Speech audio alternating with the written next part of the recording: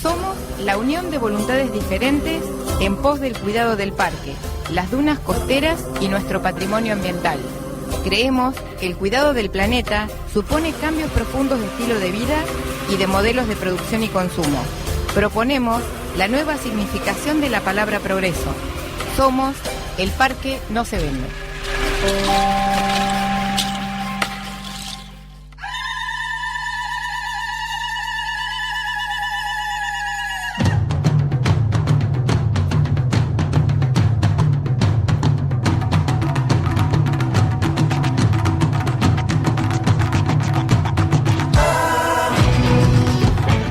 Tardes o noches, porque ya la verdad que con el granicito que cayó es para decir noches, ¿no? Con el parque no se vende en radio, programa número 139, desde los estudios de FM Cooperativa 105.1. Lo vamos a decir así despacito, suavemente. Vieron que yo soy muy acelerada. Sí. Nos acompaña Valentín García desde Controles, Susana Laborde, nuestra columnista, y quien les habla Marisa Miranda. Nos encontrás en las páginas de Face, El Parque no se vende Asociación Civil, El Parque no se vende en radio y en Instagram, ¿sí? Y si te querés comunicar, lo podés hacer al 42-2658 y si no, por mensajito de WhatsApp al 1549-8047. Le vamos a ir diciendo a nuestra compañera si lo quiere llamar al primer invitado, mientras yo les cuento que ayer, 25 de julio, fue el Día Internacional de las Mujeres Afro-Latinoamericanas, Afro-Caribeñas y de la Diáspora, ¿sí? Así que saludamos a todas ellas, a las mujeres y las diversidades, y deseamos que las afroargentinas puedan acceder a los derechos en condiciones de igualdad. ¿Sí? Todos los derechos que tenemos, tanto los hombres como las mujeres, que todos tengamos los mismos derechos. Bueno, hoy nuestro programa apunta un poquito a eso, así que les cuento. Ahora vamos a hablar, sección Derechos Humanos, ¿sí? Vamos a hablar sobre el DNI no binarios y otros temas también. Vamos a hablar con Martín Apaz, él es presidente de la Liga, mandato cumplido 2019 y 2021, y en este momento es actual secretario de la organización de la Liga, ¿sí? La Liga es la LGBTIQ de provincias, abarca 27 provincias, ya les digo con exactitud, ¿sí? Dice, la Liga LGBTIQ de las provincias es una organización que nuclea agrupaciones de diversidad y disidencia sexual y de géneros del campo nacional, popular, democrático y feminista de 17 provincias argentinas, ¿sí? Ya lo tenemos al aire, ¿sí? Sí. Bien. Hola, Martín, ¿cómo estás? Hola, buenas noches. ¿Cómo están ustedes ahí? ¿Cómo vas? ¿Todo bien? Muy bien, terminando un día muy movidito, primer día después del cierre de listas, así que... Ah, bien, sí, imagino. Pero todo bien. Bueno, contanos, ¿nos querés contar un poquitito justamente de los DNI no binarios? Bueno, dale. Binarias, perdón, vos sabés que me cuesta acostumbrarme. No. Perdón, vos corregime cualquier cosita. No hay drama, que es un aprendizaje colectivo, además. Sí. En el año 2012, cuando se aprobó la ley de identidad de género, esta ley ya vino a reconocer desde allá por el 2012 el derecho a la identidad de género autopercibida y a su registro, ¿no? Su registro en este caso en ese instrumento de identificación que es el Documento Nacional de Identidad. Sin embargo, aunque la ley del 2012 no es una ley binaria, porque en ningún lado dice la ley que lo que se permitía era que las personas que cuando nacieron fueron registradas como varones, que pudieran ser registradas como mujeres y viceversa, sino lo que dice es que toda persona tiene derecho al reconocimiento de su identidad de género autopercibida, cualquiera esta sea. El tema es que, claro, se reconoció este derecho, pero no se modificó el instrumento de identificación que es el DNI. Por lo tanto, las personas a partir del año 2012 tuvieron derecho al reconocimiento de identidad de género autopercibida, pero dentro de la binaria que marcaba el instrumento, que era masculino o femenino. Claro. En el medio, muchas personas no binarias fueron, en algunos casos, judicialmente, logrando fallos que decían, claro, sí, este derecho ya está reconocido por la ley, tienen que expedirle el DNI, y otras personas que en diferentes provincias, con la ayuda de las organizaciones de la sociedad civil, lograron por vía administrativa la emisión de sus actas de nacimiento, donde ya no decía más la rectificación de sus actas de nacimiento, donde ya no decía más el tema de el género, ¿no? Y directamente no se consignaba en el acta de nacimiento.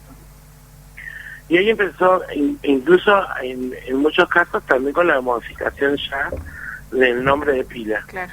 Entonces el problema empezó a ser que empezó a haber un grupo cada vez más creciente de personas que tenían un acta de nacimiento que decía un nombre, claro, y que no consignaba género, y un DNI que decía otra cosa. Y además la justicia ya había emitido fallos en Mendoza, en Tierra del Fuego y en Capital Federal, donde obligaba al Estado a emitir estos DNI acorde a la ley.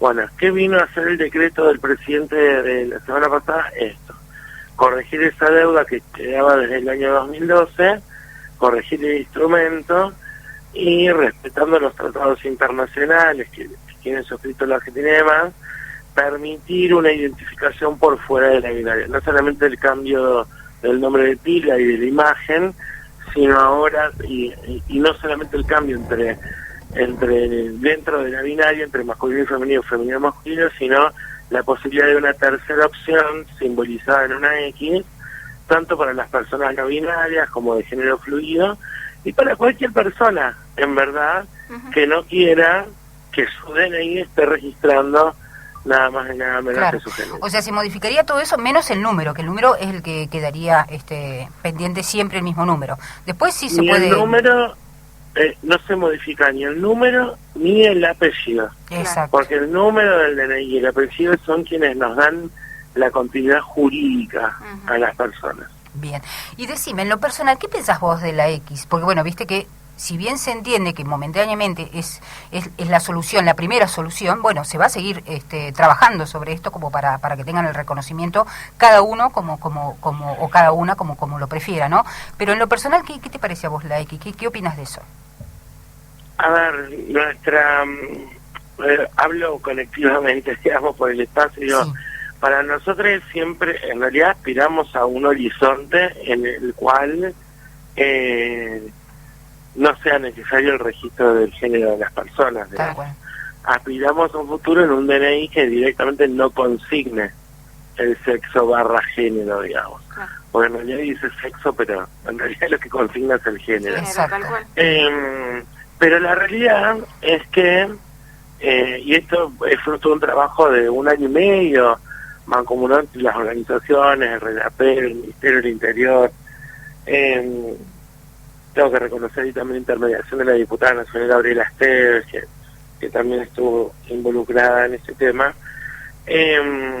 Hoy el tema es que el DNI de Argentina también funciona como pasaporte, sí, por algunos tratados que tiene, que fundamentalmente del Mercosur, pero no solamente del Mercosur.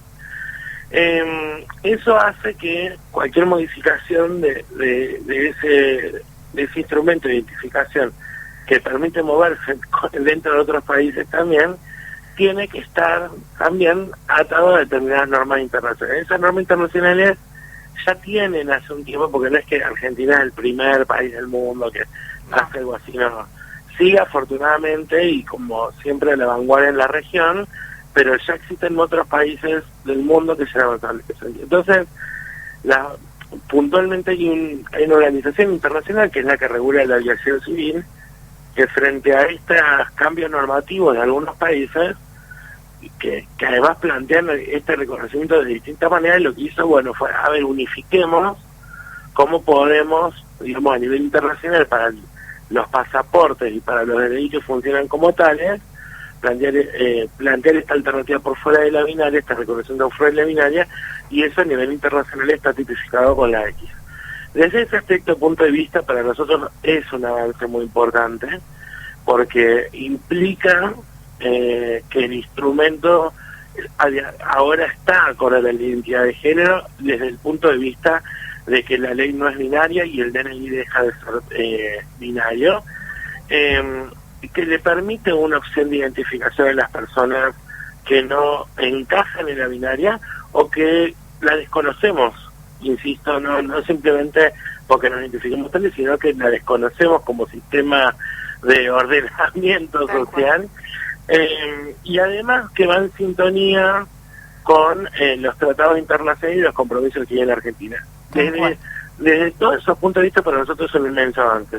Ojalá llegue el día en que no solamente en la Argentina, sino que en el mundo entero, las diferencias de género no tengan que estar más ya reguladas, registradas, porque en realidad existe una igualdad plena de acceso a los derechos. Bueno, estamos muy lejos todavía del acceso a la igualdad plena de los derechos, y en ese sentido las identidades todavía es importante visibilizarlas y registrarlas. Tal cual. Martín, te hago una preguntita. Por ejemplo, viste con el tema de la FIP, que cataloga varón, mujer con números, ¿sí? ¿Tenés idea qué va a pasar con eso? ¿Si se complica, si les complica a ellos o se habló, se ha tocado ese tema? Eso ya se modificó hace un mes. Ah, bien, no sabía, perdón. Hace un mes salió un decreto, se formó todo parte de un mismo proceso. Ah, bien.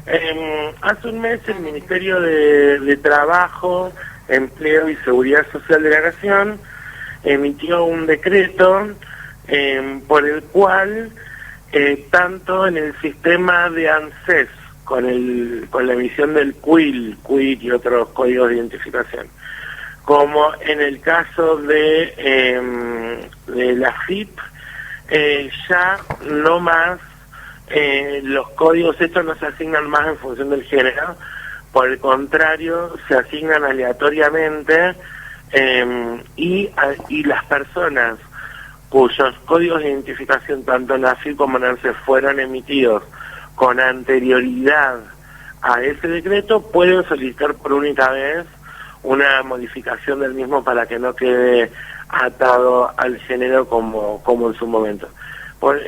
Ahora esto se resuelve ya por decreto dentro de lo que tiene que ver con los códigos de identificación de estos dos organismos, ANSES y AFIP, y lo que faltaba terminar de cerrar era la cuestión del DNI. Es todo un círculo de políticas públicas que apunta a lo mismo, al respeto a la identidad de género autopercibida de todas las personas. Perfecto. Bueno, y hablando de eso, ¿qué nos podés contar con respecto al cupo de inclusión laboral trans-travesti? Acá, por ejemplo, ya se está implementando de a poquito en Necochea, pero bueno, ya creo que a partir del mes que viene ya, por ejemplo, acá, bueno, en la municipalidad están trabajando, creo que 2 chicas, en el hospital Taraborelli, un hospital de acá de Necochea, también ya empiezan a trabajar 2 o 3. ¿Qué es lo que le falta todavía a esto? Más inclusión, aparte, ¿no? Pero ¿qué otra cosa se están pidiendo? Bueno, primero bien por Necochea. Bien. Muy bien ahí por Necochea. A ver, el año pasado ya había salido el decreto que establecía el cupo del 1% en la administración pública. Pronto salió un decreto en el mismo sentido que lo establecía en el Senado.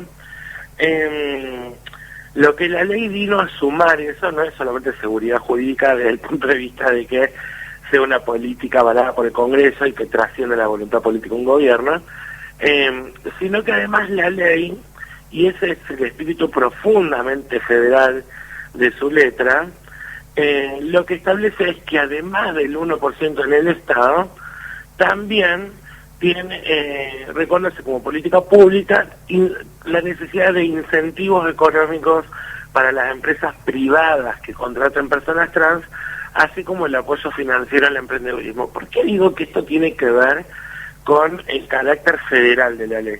Porque esta fue una demanda específica de las organizaciones del mal llamado interior, de las organizaciones de las provincias. Porque lamentablemente seguimos viviendo en un país donde el Estado sigue estando concentrado en la ciudad autónoma de Buenos Aires.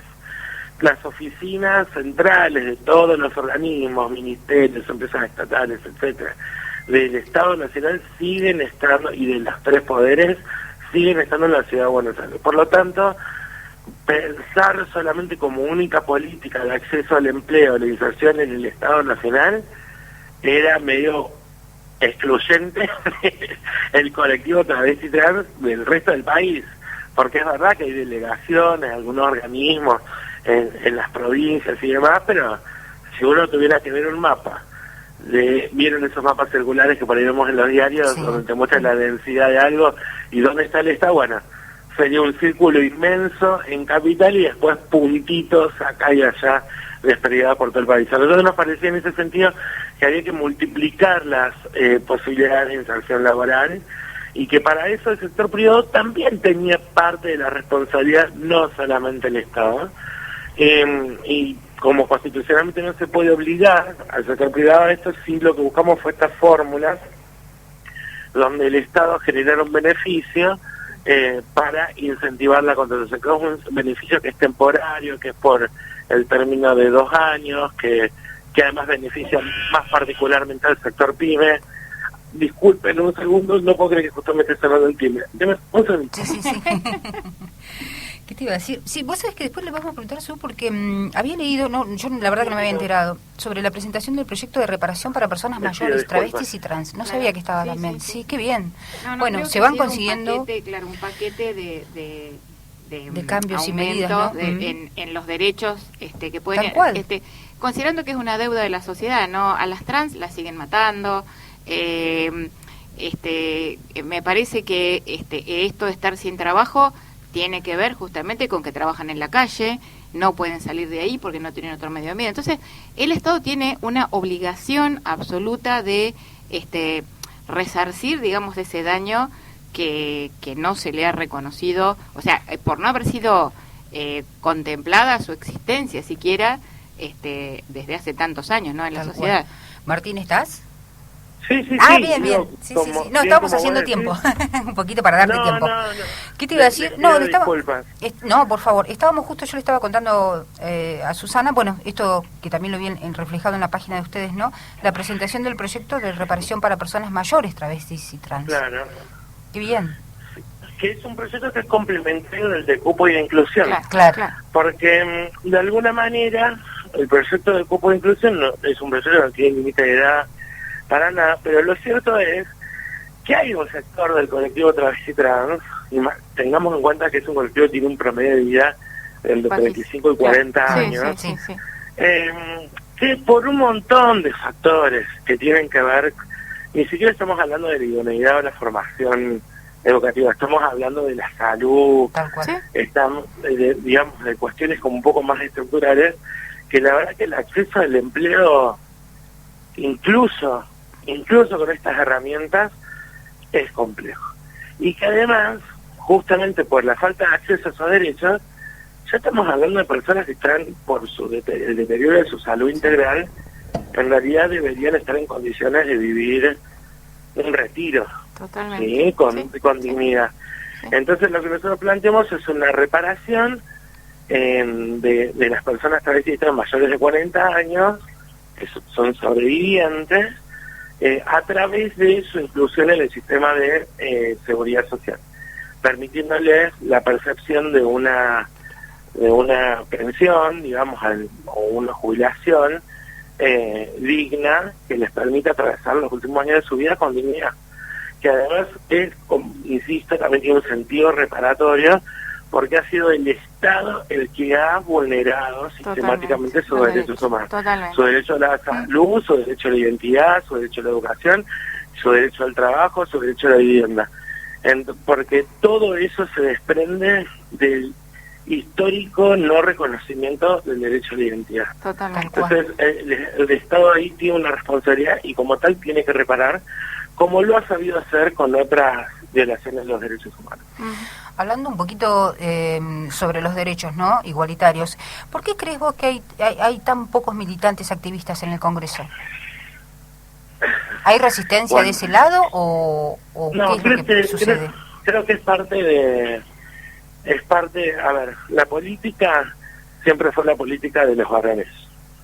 Esto es así, digamos, el poder, si usted me permite, la presión es un poder con nada, de testosterona, digamos, ¿Seguro? para ser el buscado hasta ahora. Entonces, siempre fue así. Creo que afortunadamente, gracias a figuras como Eva Perón, gracias a las mujeres peronistas, digamos, que lograron allá en los 90 la ley de cupo, después más recientemente y de manera transversal en el Congreso la ley de paridad y demás. Eso ha ido transformando mucho la representación en términos de igualdad, pero que bueno, que no dejan de ser políticas que de nuevo se rigen en la binaria, ¿no? Que son avances importantes, pero que siguen ahí. Y estamos hablando de personas que ni siquiera han podido acceder durante muchos años a algo tan básico como la identidad, como el trabajo. Imagínense la representación política. Totalmente. Entonces, lo que nosotros venimos planteando, hicimos un esfuerzo de instalación de candidaturas trans en todo el país, porque de la misma manera que se justifica la paridad de género, que tiene que ver con mejorar la calidad de representación democrática de nuestras instituciones, que la gente que esté en el Parlamento sea lo más parecida posible al pueblo.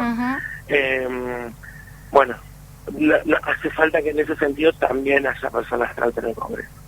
Hemos logrado la inserción de algunas personas trans en algunas listas, lamentablemente no en los lugares que uno esperaría o querría, digamos, pero bueno, lo vemos con esto, ¿no? Como pasos en un camino progresivo de avance, y que hoy haya personas trans en las listas, aunque por ahí sean lugares no expectantes, ya les da visibilidad, y bueno, por ahí en 2 años o 4 años, ¿quién te dice finalmente tengamos la suerte de tener una compañera trans sentada en la Cámara de Diputados o en el Senado? Porque eso va a hacer que nuestras instituciones democráticas sean más representativas. Tal cual. Bueno, y la última preguntita. ¿Qué pasa con los preservativos para vulvas, ¿no? Como política pública del gobierno nacional? ¿Falta todavía mucho para eso? Mira, hay una mesa de trabajo que con el Ministerio de Salud de la Nación, en la que se viene trabajando en el tema, porque el tema no es la compra y la distribución. El tema es que no existen los preservativos para vulvas. Por lo cual, tiene que haber una política de investigación y de desarrollo de estos métodos para luego dar su distribución, su accesibilidad y demás. Bueno, en eso venimos trabajando desde la Liga, junto a otras organizaciones, junto con el CONICET y con el Ministerio de Salud, y también con el Congreso, donde hemos presentado también un proyecto a través de la diputada Esteves, y bueno, y esperamos que más pronto de tarde podamos estar avanzando en ese sentido. Bien. Qué bien. Qué bien. Bueno, la verdad que un gustazo para nosotros haber charlado contigo, bueno, poder informarnos de todo esto, y bueno, seguramente seguiremos en contacto, porque bueno, son temas que hay que ponerlos en agenda, ¿no? Y está bueno difundirlos. Así que te agradecemos primeramente por, bueno, la hora, y porque, bueno, así de golpe, pero bueno, necesitamos que voces que nos cuenten qué es lo que está pasando, y qué mejor, bueno, que salga en este caso del colectivo de ustedes o de la Liga, ¿sí?